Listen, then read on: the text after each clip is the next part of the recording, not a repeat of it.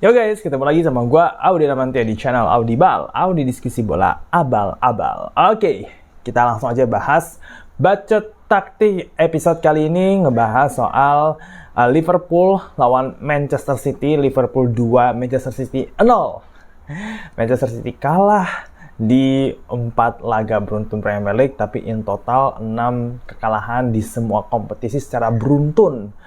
Kapan lagi Manchester City kayak begini ya? Tapi kita nggak bahas itu ya. Gue udah pernah bahas sebelumnya di video sebelumnya sih. Kita langsung aja bahas soal tactical analysis ya di bacot taktik Liverpool 2-0. Kenapa kok bisa Liverpool bikin Manchester City tidak berkutik sama sekali? Langsung aja kita bahas selengkapnya. So, let's go.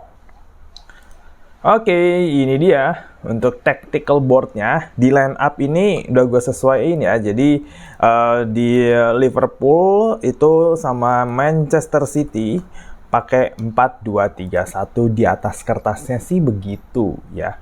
4-2-3-1. Tapi secara praktiknya gue ke City dulu nih.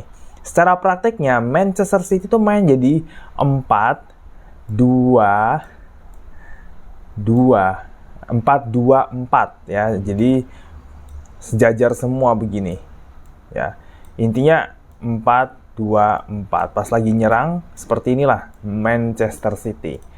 Oke, 4-2-4. Nah, yang menarik adalah Rico Lewis itu ditaruh ke kanan, padahal dia tadinya kan diplot sebagai gelandang bertahan ya, tapi posisinya ditukar sama Bernardo yang ada di tengah sama Ilkay Gundogan. Foden itu ke depan ya, barengan sama Haaland, ada Nunes sama Rico Lewis ya. Tapi ya pada praktiknya sebenarnya meskipun formasinya jadi 4-2-4, tapi ya namanya Haaland lah ya, dia pasti lebih di depan dibandingin si Foden. Jadi nih kalau Foden ke kanan dia masuk ke tengah, kalau dia ke kiri ya dia masuk ke kanan. Ya seperti itulah. Oke. Apa yang dilakukan oleh Liverpool di sini ya? Gampang nih. Yang pertama ya, kenapa City bisa kalah? Karena Manchester City pertama menerapkan man-to-man marking. Oke, man-to-man marking. Kayak gini ya, man-to-man marking.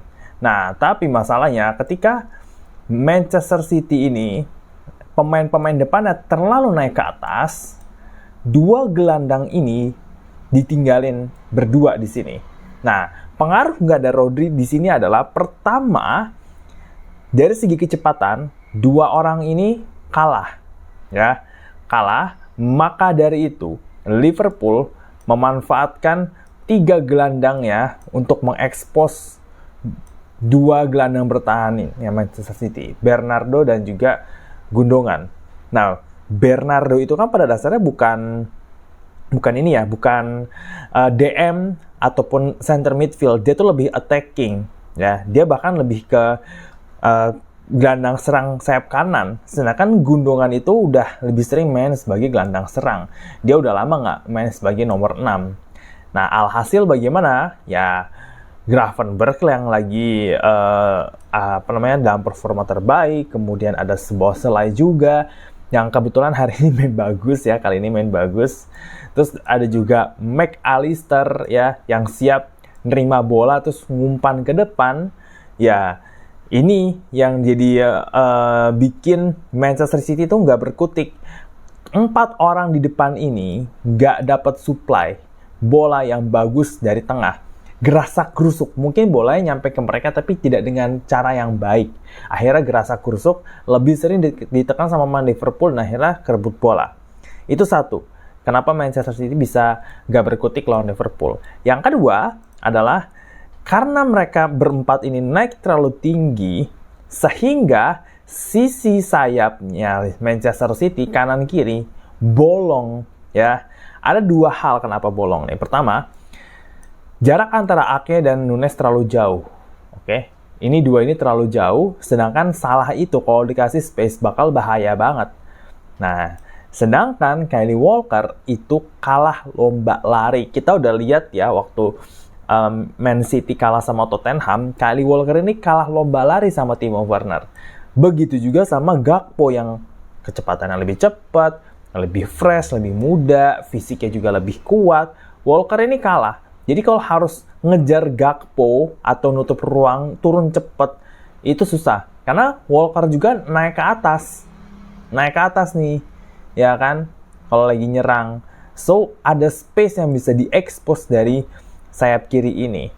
Yang ketiga adalah karena Liverpool banyak main diagonal pass, oke? Jadi waktu situasi serangan balik cepat itu kan mereka kan lagi corner tuh, ya, lagi corner, di belakang disisain cuma Gundogan sama Bernardo lah, ya. Ake ke depan, Diaz ke depan, Akanji ke depan, ya kan. Ini di belakang nih, ya, semua ke belakang. Pas lagi set piece. Nah, kebetulan si Trent ini yang dapat bola kan. Nah, karena Ake ini naik ke atas banget sama Nunes berdua, ya, space di sisi kiri ini, sisi kirinya City atau sisi kanan serangnya Liverpool itu kosong. Bola sampai ke Trent ini di proses gol pertama. Dia menggunakan sepakan umpan diagonal. Nah, Liverpool banyak memanfaatkan umpan-umpan diagonal di pertandingan ini. Karena itu tadi, sisi sayapnya Manchester City terlalu mudah diekspos. Jarak antara Nunes dan juga Ake terlalu jauh. Di sebelah kirinya City, di sebelah kanannya Rico Lewis ini sering banget telat turun bantu pertahanan, dan Kyle Walker nggak bisa track back dengan cepat, ya, karena dia memang secara usia nih udah lumayan nih Walker ya sebenarnya ya. Jadi dia harus lomba lari dengan pemain cepat udah nggak kuat. Akhirnya bola langsung dioper, ya. Kalau lo lihat golnya, lihat betapa Salah itu punya banyak space. Dia bahkan bisa nungguin teman-temannya naik ke atas. Dia bisa nungguin Gakpo yang lari dari seberang kiri ini, juga nggak dijaga ketat, nggak ditempel. Harusnya Walker yang nempelin kan, karena man to man marking, ya kan. Tapi Gakpo ini bisa dengan mudah lepas, dan akhirnya udah bisa sampai ke depan sini. Even ini berdua ya, itu yang namanya Salah sama bola itu bisa nungguin, bahkan bolanya ini udah ngelewatin kiper, dan akhirnya Gakpo tap in. Itu gol yang sangat mudah banget untuk dicetak gitu. Jadi sistem 4-2-4-nya City nggak berjalan dengan baik karena dua gelandang ini diekspos, ditekan oleh 3 gelandang Liverpool, di mana Gravenberch, McAllister, sama Szoboszlai, ditambah Luis Diaz juga ada di situ. Kemudian sisi sayapnya Manchester City terlalu terbuka, jarak antar pemainnya jauh, sedangkan kecepatan Kyle Walker udah nggak bisa lagi ngejar nih. Ya, dan di situ Liverpool memanfaatkan umpan-umpan diagonal, dan yang paling penting apa? Karena dua gelandang ini kalah secara fisik dan juga secara speed, Liverpool benar-benar melakukan pressing secara membabi buta banget dalam 25 menit pertama. Disitulah City nggak punya peluang untuk menguasai pertandingan, nggak punya kesempatan untuk mengontrol bola.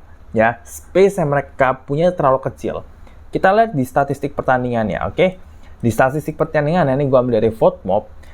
Lihat, di babak pertama, Liverpool bahkan 53% untuk ball possession, City 47%. Kapan lagi coba timnya Pep Guardiola kalah dalam penguasaan bola? Nah, lihat shotnya. Cuma 1 loh. Selama 45 menit pertama, City cuma 1. Sisanya on targetnya 0, big chance-nya 0. Semuanya parah banget ya. Sedangkan Liverpool ini cuma yang di data doang ya, ada 10 shot, 4 on target, 2 big chance. Ini nggak termasuk sundulan Virgil van Dijk yang satu kena tiang, satunya lagi ngelewat 1 meter di sebelah gawangnya City. Jadi big chance Liverpool sangat banyak banget ya di babak pertama. Dan untuk babak kedua, kita lihat babak kedua Liverpool sedikit slowing down. Mereka pressingnya nggak selalu tinggi, menjaga stamina, karena di eranya slot ini begitu. Ya, dia nggak selalu pressing sampai 90 menit. Diturunin di beberapa momen, di mana mereka akan melakukan serangan balik. Dan untuk pertahanannya di Liverpool itu juga cukup solid. Makanya City hanya bisa ngelepas 7 tembakan, dengan 2 on target. Nah, 2 on target ini, yang satu ada tendangan pelan yang ke arah gawangnya Kelleher dan ditangkap dengan mudah. Satunya lagi adalah saat Van Dijk buat kesalahan, diambil sama Kevin De Bruyne, tapi Kelleher bisa menghentikan Kevin De Bruyne. Nah, seperti itu.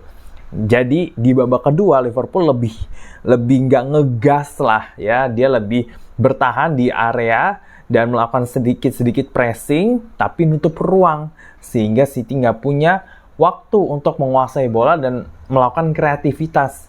Nah, kita lihat nih di babak kedua ini secara defense-nya Liverpool banyak unggul ya, banyak unggulnya. Nah, ini yang bikin Liverpool akhirnya bisa bikin City itu nggak berkutik, karena secara keseluruhan City nggak punya banyak peluang, hanya satu peluang besar. Kalau menurut gua ini adalah peluangnya Kevin De Bruyne itu yang ditahan sama Kelleher waktu one on one, waktu Van Dijk melakukan kesalahan. Nah, itu doang tuh ya, big chance miss-nya itu, yaitu pas itu doang menurut gua. Kalau dari yang gua tonton, ya kayak gitulah. Jadi di sini Arne Slot berhasil memanfaatkan celah ya.